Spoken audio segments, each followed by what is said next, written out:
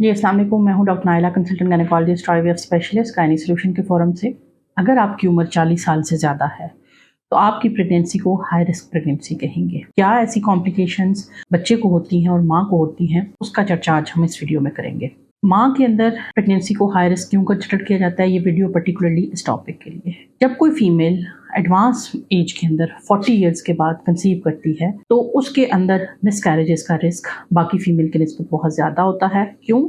क्योंकि जो 35 इयर्स के बाद फर्टिलिटी और 40 इयर्स के बाद नॉर्मल प्रेगनेंसी, नॉर्मल एग्स का चांस काफ़ी कम हो जाता है। इसलिए जेनेटिक एबनॉर्मैलिटीज़ बच्चे के अंदर हो सकती हैं और उससे जो है वो इम्प्लांटेशन फेलियर और मिसकैरेज का चांस बढ़ जाता है। देखा ये क्या कि एडवांस मैटरनल एज के साथ ट्यूबल प्रेगनेंसी का रिस्क भी ज़्यादा हो गया। क्यों?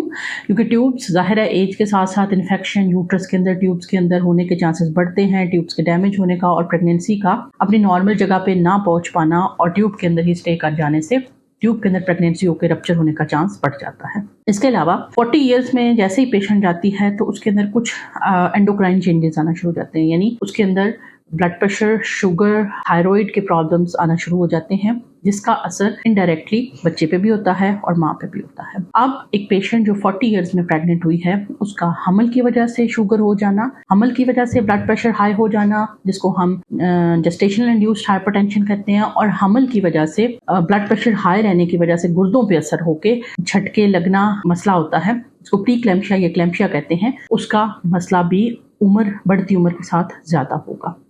आप एज ए फीमेल अगर प्रेग्नेंट होती हैं एडवांस मैटरनल एज यानी 40 इयर्स के बाद अगर होती हैं तो लो बर्थ वेट यानी बच्चे का वज़न कम रह जाए। क्यों? क्योंकि आपका खून की नालियाँ तंग हो जाती हैं, खून गाढ़ा हो जाता है और प्लेसेंटा प्रॉपर तरीके से नहीं बनता, जिसकी वजह से बच्चे की तरफ ब्लड फ्लो उतना अच्छा नहीं जाता जितना यंग फीमेल्स में जाता है। आपके बच्चे की ग्रोथ कम हो जाना, जिसको IUGR, इंट्राग्यूट्राइन ग्रोथ रिटार्डेशन, या फिर आपकी जो है वो बच्चे की तरफ खून का बहाव डिलीवरी के दौरान कम जाए और खुदा न खास्ता डिलीवरी के दौरान कॉम्प्लिकेशन का चांसेस बढ़ जाते हैं। प्लेसेंटा से रिलेटेड जो प्रॉब्लम्स हैं, प्लेसेंटा प्रीविया, नीचे की तरफ आवल का डेवलप होना, आवल का फट जाना हमल के एंड पे जाके, इन चीज़ों की कॉम्प्लिकेशन भी एडवांस मैटरनल एज के साथ बहुत ज़्यादा एसोसिएटेड है। इसी तरह से लो बर्थ वेट के अलावा वक्त से पहले दर्दों का लग जाना और हाई रिस्क प्रेगनेंसी, यूट्रस के अंदर फाइब्रॉइड वगैरह की वजह से जो यूट्रस का मुंह जल्दी खुल जाना, ये भी चीज़ें एडवांस मैटरनल एज के साथ